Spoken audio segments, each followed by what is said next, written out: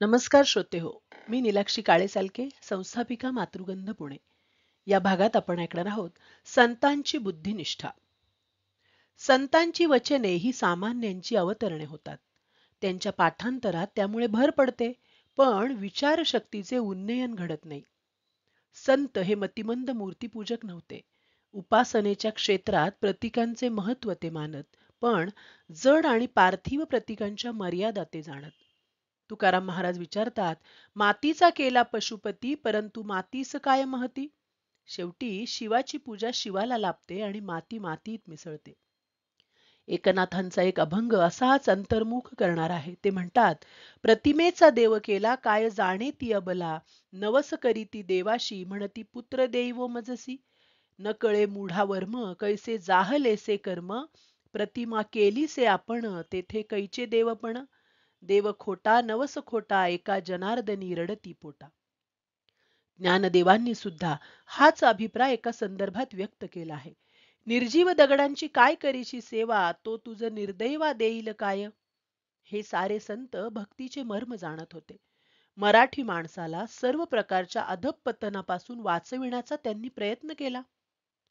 भाष्यकारांना वाट पुसत जाणारे आणि शेवटी वेदांचा तो अर्थ आम्हासीच ठावा असे आत्मविश्वासपूर्वक सांगणारे संत तसे बुद्धिनिष्ठ होते.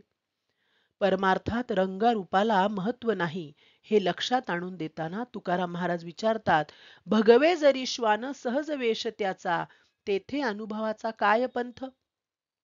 मूर्तीपूजकांना प्रिय असणाऱ्या अनेक आचारांवर तुकाराम महाराजांनी प्रहार केले आहेत. ते म्हणतात, सदा सर्व काळ अंतरी कुटील, तेणे गळामाळ घालू नये. ज्यासी नाही धर्म तया क्षमा शांती, तेणे अंगी विभूती लावू नये. उगाच कोणालाही गुरु महाराज संत महंत मानून त्यांच्या पाद्यपूजेत रमणाऱ्या मूढमती मंडळींना तुकाराम महाराज मोठ्या प्रेमाने सांगतात, नाही संतपण मिळत ते हाटी, हिंडता कपाटी रानीवनी.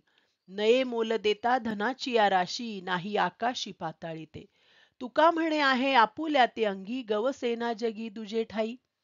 दीर्घकालीन साधनेने प्राप्त होणारी मानसिकता हेच परमार्थाचे प्रयोजन आहे, हे संतांनी नाना परींनी आणि निसंदिग्धपणे सांगितले आहे. मोकळ्या मनाने सांगितले आहे. मोठमोठाली मंदिरे बांधू पाहणारे जग, कोणाही सुमार माणसाला महाराज म्हणून त्याच्या अनुग्रहासाठी रांगा लावणारे जग, व्यवहार आणि परमार्थ यांची फारकत करणारे जग, मुंगीला साखर गाईला भाकर आणि दारात साखर या तऱ्हेचे जीणे जगणारे जग खऱ्या अर्थाने संतांना जाणू शकले तर भावविमुख राहूनही अंधश्रद्धेपासून मुक्त होईल.